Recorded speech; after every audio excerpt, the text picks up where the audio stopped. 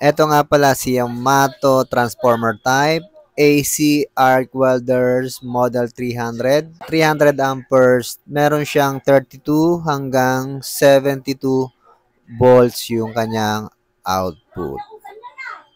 Ang problema nito mga ka-welder, hindi na to na-adjust yung kanyang amperahe. So, tiningnan natin kung ano naging problema. So, meron tayong nakita. Possible ito yung naging problema niya. So, eto pala yung naging problema niya. Lumaki na yung butas nung nagpipigil or yung pinaka-stopper nung ating thread para ma-adjust yung amperahe niya. Ayan. Kung mapapansin natin, sobrang laki na doon sa kanyang spacer, no? Doon sa naglalak ng ating pinaka-thread. So, yun yung gagawa natin ng paraan. So, doon niya nakakabit, ayan, doon sa para ma-adjust yung kanyang amperahe. So, ang naisip nating paraan dyan, bilhan ng washer na pinakamakapal para hindi na maglusot-lusutan yung thread natin. So, bumili nga tayo ng pinakamakapal na washer, kagaya nitong ipapakita ko sa inyo. Ito yung nabili natin. Patingin ko ang kapal nito ay 316 na, kaya pwede na tong gamitin na stopper. So doon natin siya ilalagay sa bandang gitna na yon. Tapos ayan, sa ibabaw at saka sa ilalim natin siya ipepesto doon sa nasirang stopper ng welding machine. Ayan, tatanggalin din natin yung hinang niyan para maipasok natin yung washer. Ayan, natanggalan natin yung lock nung pinaka-thread natin.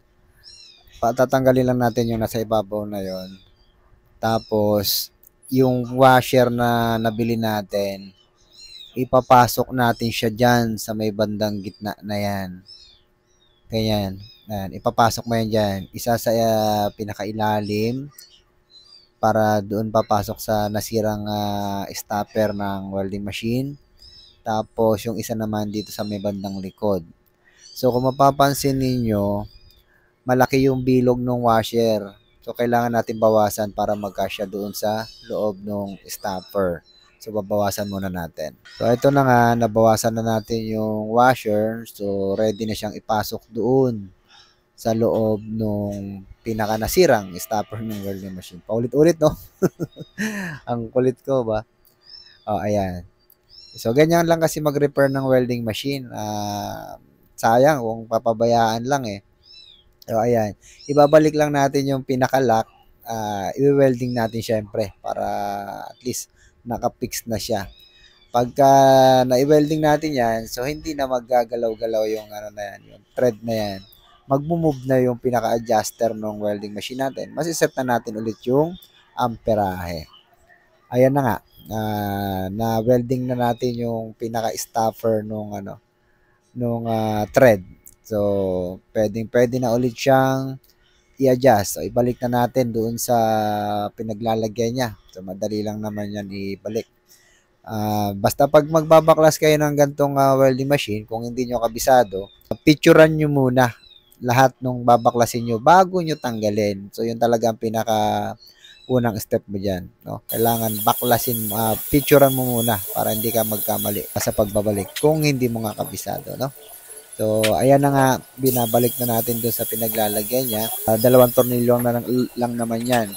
Pagka naibalik natin yan, pwede na nating i-testing kung gagalaw nga yung adjuster ng amperahe. So, dyan yung makikita pagka naikabit natin yung pinaka-handle. Ayun, no? Napapansin nyo, ayun, no? Umagalaw na, yun nasa loob. Yung mechanism niya. So, yan lang naman yung nag-a-adjust ng amperahe. Pag nasa labas yan, malakas yung ibibigay mong amperahe.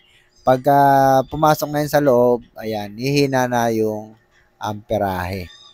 So, ganyan lang po mag-repair ng welding machine. So, pwede na natin ibalik yung bahay. So, habang binabalik natin yung bahay, shoutout lang po natin yung mga masusugid nating followers, no? Salamat po ng marami sa inyo at hindi po kayo nagsasawang manood sa ating mga videos. At sana may mga natututunan kayo lalo sa mga pag-DIY. Malaking bagay din kasi pagka kayo ay marunong mag-DIY. Nakakamenos po kayo ng gastos sa labor. So, yun lamang po. Sana i-follow nyo rin yung aking page na LYKK Welding Tutorial at saka yung welding instructor na LGM Welding Instructor.